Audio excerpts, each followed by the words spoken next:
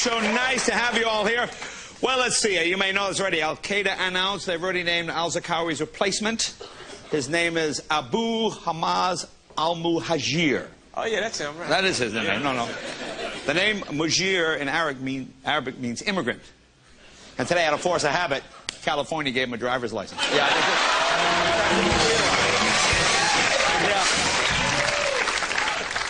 Democrats are refusing to give President Bush any credit for killing al-Zarqawi. Like today, Al Gore blamed it on global warming. He said a meteorite hit the house.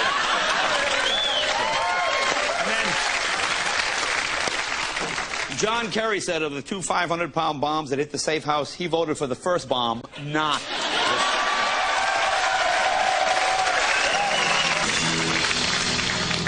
And prosecutors announced yesterday that Karl Rove will not be charged with any crimes in the... Apparently have a new right-wing cheering section here at the Tonight Show.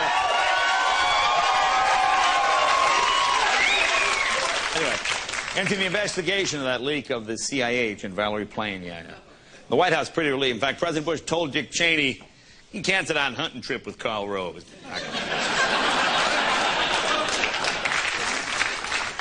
And Representative Patrick Kennedy has agreed to plead guilty to driving under the influence of prescription drugs. He's going to cop to a DUI, which not much you can do, really. I mean, they had plenty of concrete evidence, like the fact that his car was wrapped around concrete. That was pretty... And illegal border crossing along the U.S.-Mexican border have dropped 23% in the first 10 days of June.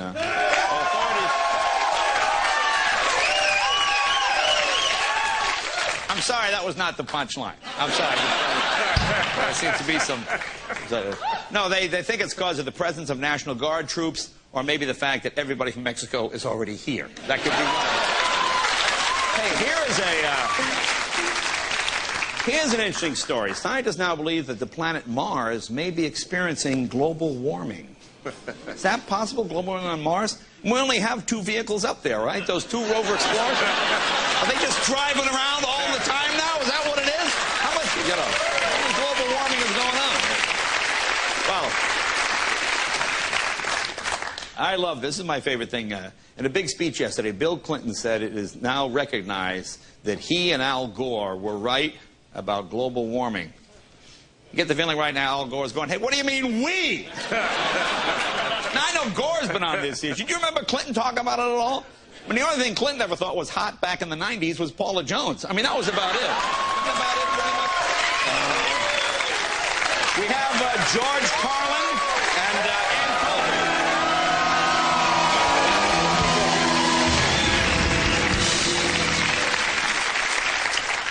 George Carlin and Ann Coulter on the show tonight. This is the last time we let eHarmony.com match up the guests. See, I don't think they do that good. I don't think the 29 points are there. We'll be right back with Nietzsche Nash at the CMA Fanfare and George Carlin. Say hello to John Melendez, Kevin Eubanks, and the Tonight Show band.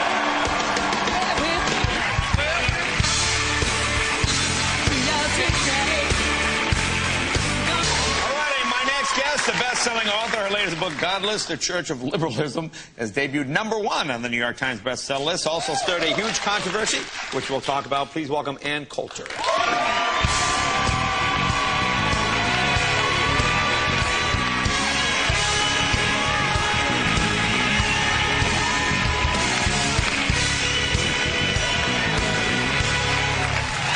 Okay. Thanks for coming.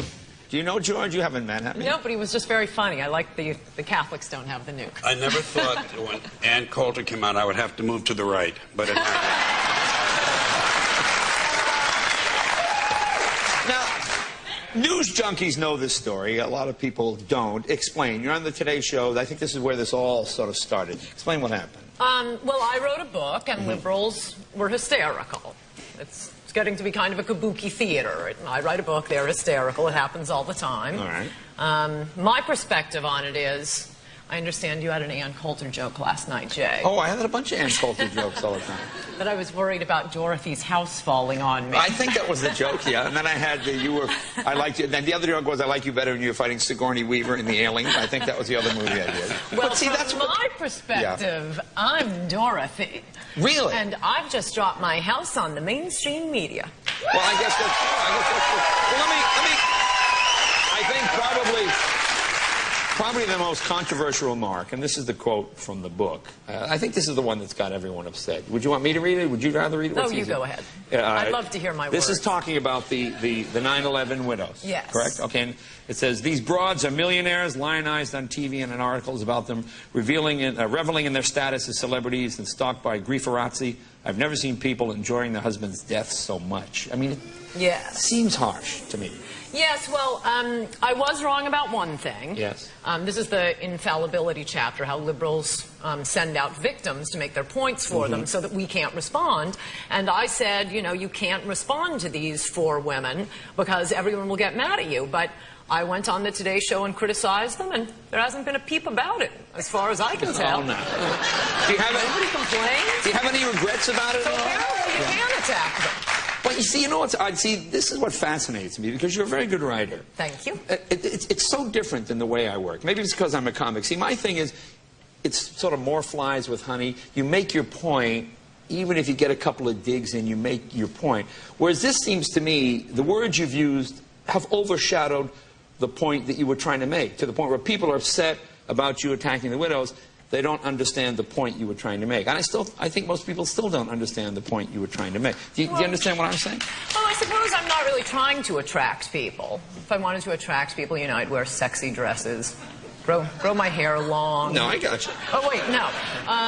No, I think that is not true, actually. I mean, other people have written acerbic little remarks about Democrats sending out victims, Cindy Sheen, Max Cleland, these 4 women from New Jersey, making the exact same points Howard Dean could be making, but we can say, you know, we can attack Howard Dean, but in this case, their husbands died, her son died, we can't respond, and I don't think the nation's attention has ever been riveted on this victim as spokesman as it has in the last week. I don't think that trick's going to work anymore. I mean, why use the term, because I noticed, I saw you on a show the other day, you said these women, yet in the book you used the word these broads. I mean, why? Men use the word broads all the time to talk about women. If we're getting to that level of parsing my language, there will be no end to this. Yeah. Okay, see, it's just confusing because I say to them, is the point, and I don't say this sarcastically, is the point of the book to move forth your conservative ideas, what you think, or is it to sell books? Well, it is to make a point, and now that it is the #1 book in the country, I think that point will be made. Right, okay. But I must say,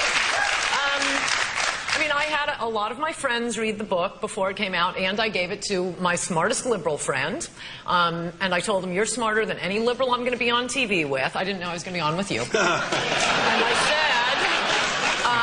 I want you to attack this book. You go through it with a fine-tooth comb. And I got to tell you, not my friends, not my editors, not the lawyer, not the liberal pulled out the chapter on the Jersey Girls. I mean, I think if you read that chapter, I mean, the funny thing about this is I'm calling liberals godless. Oh, they're cool with that. Just don't attack the Jersey Girls. Well, I see what you're saying. I think if somebody... Now, you said your liberal friend. Is there only one? Yes. Have you ever had sex with a liberal? No. Really? No. You should try it. See what it's like. Just to get... No, I read about it in Esquire, and it does not sound good. Have your editors or anybody ever suggested that you change anything, and would you if they did? A few changes here and there. Yeah. But not much on this one. This one was the least edited of my books. Yeah.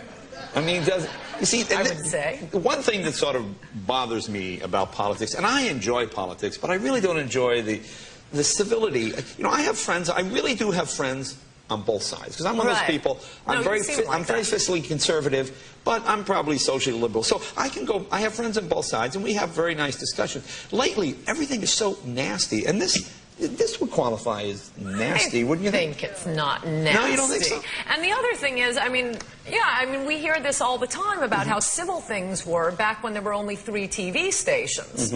Well, they were really civil in the Soviet Union that had only one TV station. Right. I mean, this alleged disruption of civility is conservatives being able to talk back now through talk radio, through the internet, through Fox News, through your audience. Have you ever been hurt by something someone said? I mean, it really hurts. I was wounded when I wrote my Attack France column, and even liberals didn't mind that one. All right. No, but see, now you put up a good front, but you know what I'm saying. You know what I'm saying. Seriously. I mean, have you ever went, ooh, that person went a little bit too far attacking me or whatever? I mean... No, to quote Dan Quayle, one of your other targets, I wear their contempt as a badge of honor.